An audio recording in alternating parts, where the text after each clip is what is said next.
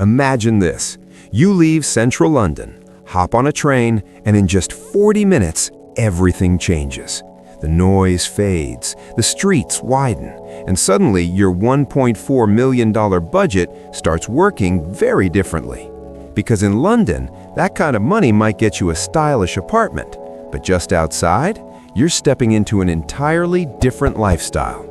Today, we're exploring exactly what £1.4 million buys you just 40 minutes from central London, and trust me, the difference is wild.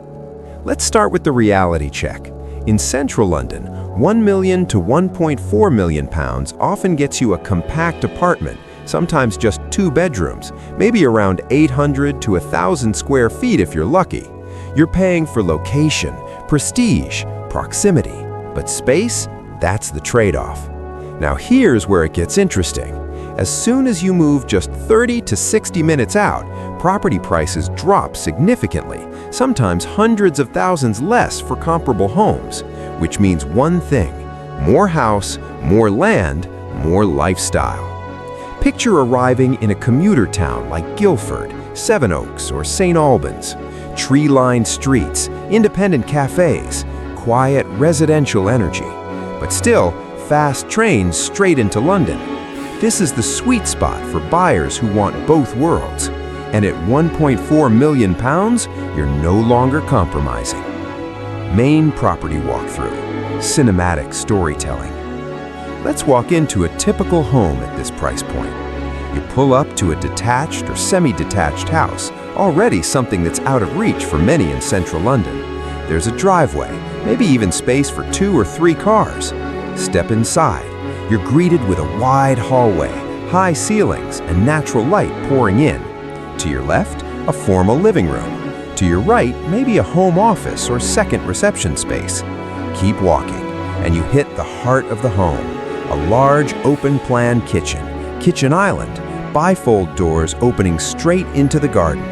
This is where the difference really hits, because in London, outdoor space is a luxury. Out here, it's expected. The garden isn't just a patch of grass, it's a full outdoor setup. Patio area, seating, maybe even a landscaped lawn, room for kids, dogs, summer parties. This is the kind of space London buyers dream about. Head upstairs. You're looking at 4 to 5 bedrooms, a master suite with an ensuite bathroom, walk-in wardrobe maybe. And the other bedrooms? Still generous in size, not the box rooms you often find closer to the city. But here's the real value. It's not just the house, it's the lifestyle shift. You're trading congestion for calm, noise for quiet, and cramped living for actual breathing room. In many outer London and suburban areas, £1 million already buys family-sized homes with gardens. So at £1.4 million, you're stepping into premium territory.